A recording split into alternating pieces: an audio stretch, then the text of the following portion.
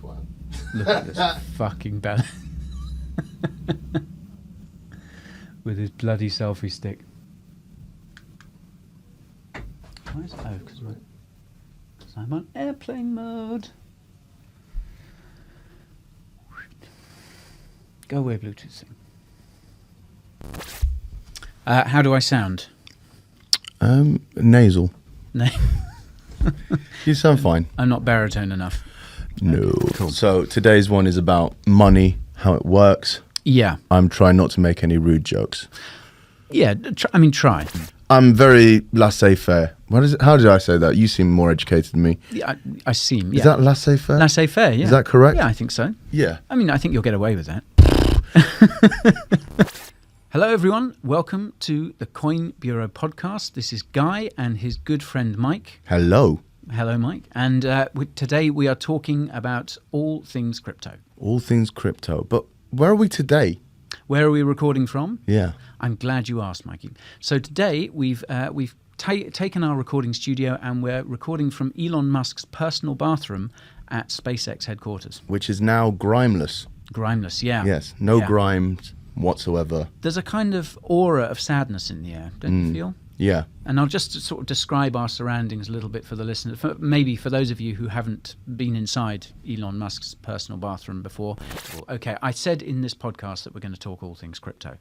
That is true generally, but for this episode, actually, we're barely going to talk about crypto at all. In fact, we might not even mention it. I know that may sound weird for a podcast that's supposedly all about crypto, but today we're going to be talking about money and how it works. And I think this is really important. When I was first researching crypto, when I first got into Bitcoin and all that sort of stuff, one of the things I noticed quite early on was that I had to go back and think about money in general. Yeah. And how I understood it and how I, again, sort of challenged my conceptions of it. And once I got that all square, I found that Bitcoin and crypto made more sense. Exactly. Yeah. Exactly. So let's start and imagine a world without money. Like an ethereal dream. And awake. So Jurassic Park. Yeah. We've gone back and it's the Tyrannosaurus Rexes, Stegosauruses and pterodactyls. And velociraptors. Velociraptors. The fast ones. Yeah. Everyone's favourite. Mm. Yeah. Do you remember the bit with the shotgun where I found a meme like that recently, with a bit where he's stalking them and he's got the shotgun and he hears some rustling over in the bushes and he sort of turns and he goes, "Clever girl." Clever girl before he gets munched. Before he gets munched. Anyway, we wandered a long way off topic. Now let's say, for the sake of argument, that your job is chickens. You're a chicken farmer, say. You've got a lot of chickens.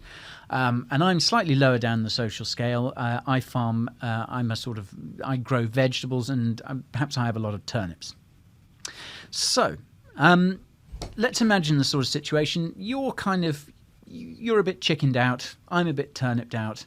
So we decide that we want a bit of variety in our respective diets. You want some of my cock? Exactly.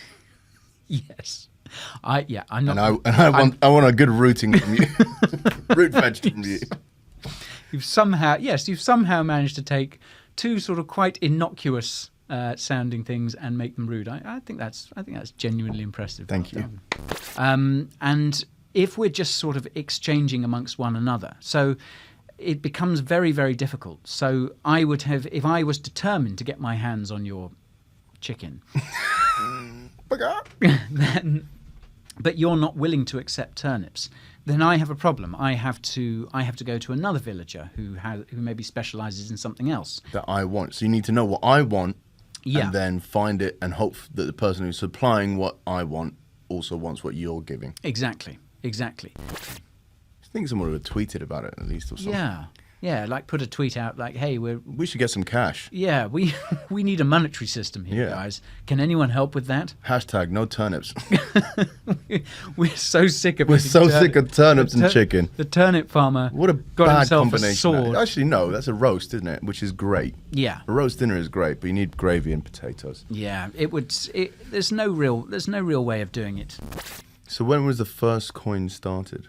Well, coins can be traced back thousands of years. We're jumping ahead, aren't we? We are jumping ahead a little bit, yeah. We'll get to coins. Okay, I'll shut the fuck up.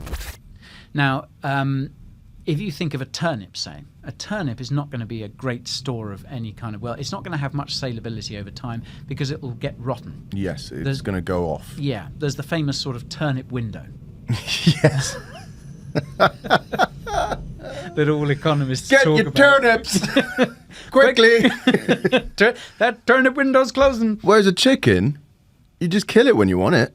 Yeah. If you want it dead. If It you could want just it- be a pet chicken. It could just be a pet chicken. I mean, chickens have several benefits, and we'll talk about this when we look at commodity money. But chickens, obviously, yeah, I mean, they do keep their value across time, although they do have an annoying habit of dying, like all living things. A turnip rots, a chicken will eventually die.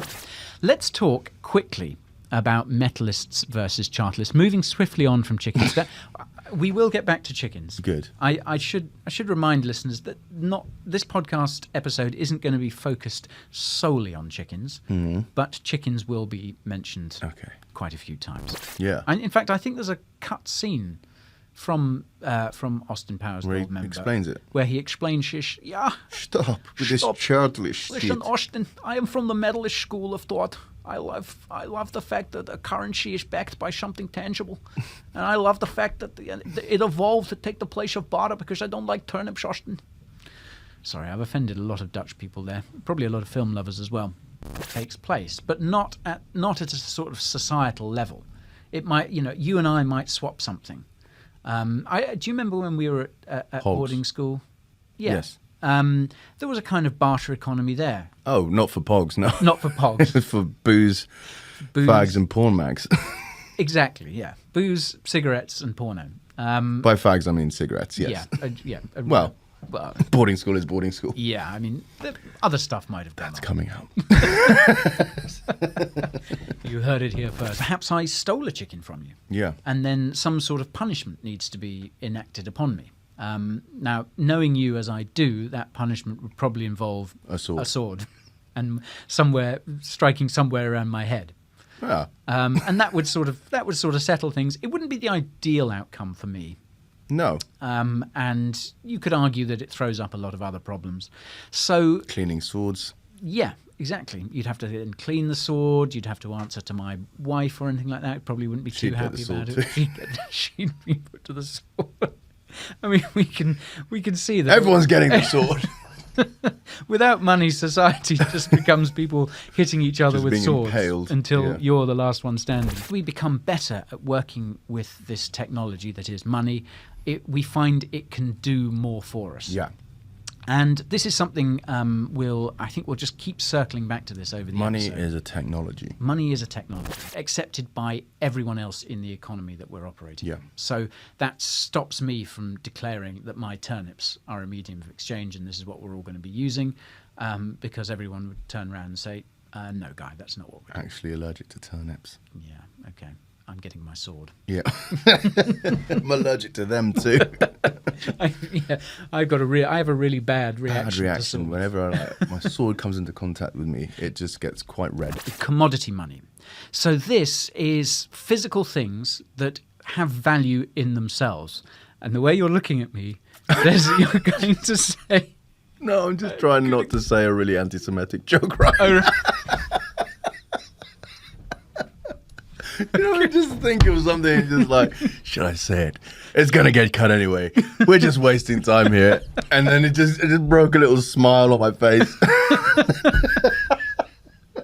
It's just like, why, Mooch? What Why did your brain work like this? Why do you say these? Why do you think like this? Yes, I remember being on holiday in Egypt many years ago, about 20 years ago or something, and some guy came up to me and he offered me 100 camels for my sister. Now, What did you do with those 100 camels? Well, I still have some of them. And I think probably he was kind of playing up to what, this kind of stereotype that Westerners have of people, of Egyptian people or other people. But it was interesting in that I think this idea of exchanging livestock, exchanging the likes of camels or cattle, has been going on for thousands of years. And I think recently there were instances of cattle being stolen in Kenya in order to pay a dowry, as you mentioned earlier. So the Latin word for salt is salus, and from that we get our word salary, which is, I think, a word that you probably a little more familiar with. I have heard of that, yeah. Yeah. And interestingly enough, Roman legionaries were quite often paid part of their wages in salt. That's interesting. Yeah. Not that everything else hasn't been very interesting. I mean, that's the first bit I've gone, okay, I'm going to repeat that down the pub. That's the first bit that's been really... Do you know what salary means? Do you know what you get to say? That I want to talk about. The last form of primitive money, which Bitcoiners love. And this is very relevant to crypto, and we'll kind of maybe talk about this today, but maybe in another episode as well. But the last form of primitive money is rye stones. Now, these were a currency used on the Pacific island of Yap. And these were enormous, well, not all of them enormous, but these were pieces of limestone that cut in a circle, cut in a big disc with a hole in the middle.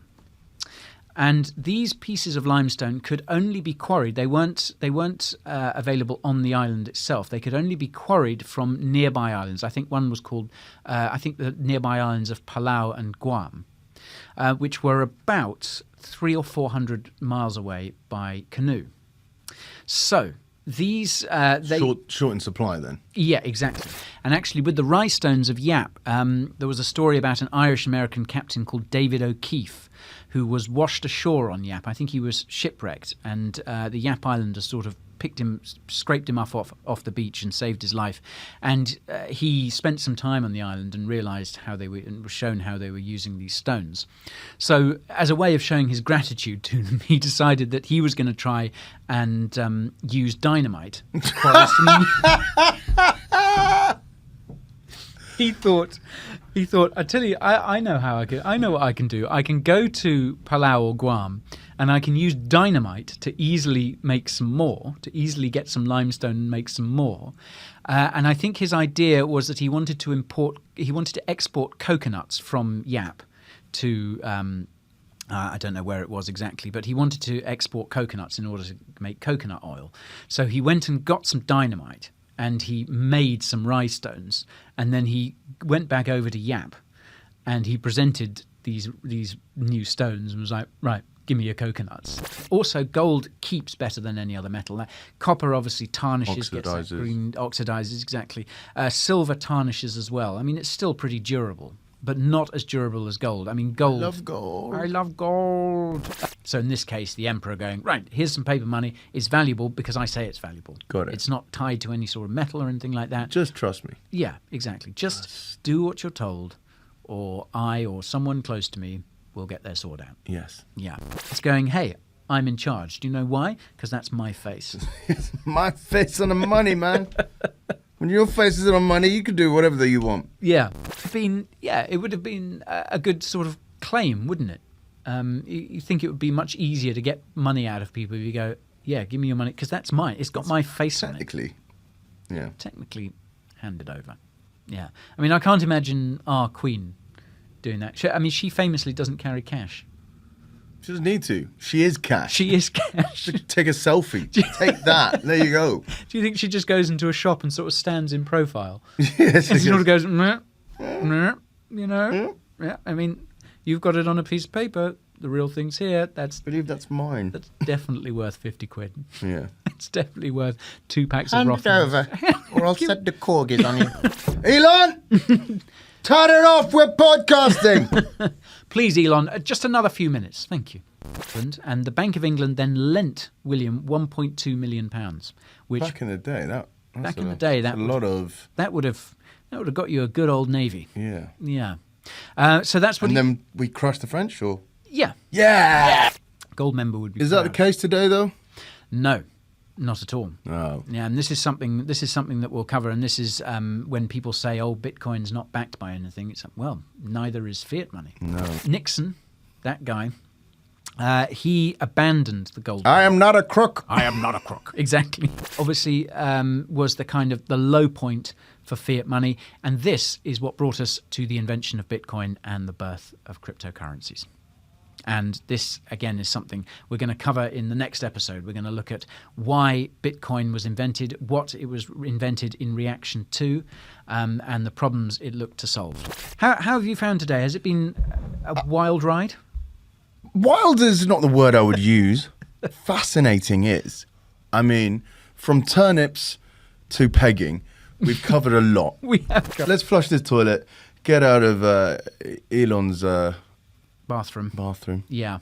I think, yeah, finish powdering our noses and leave. We don't want to be caught in here. So like and subscribe. Yes, please. So Smash that button. Smash that button. Smash that like button. Hit that subscribe.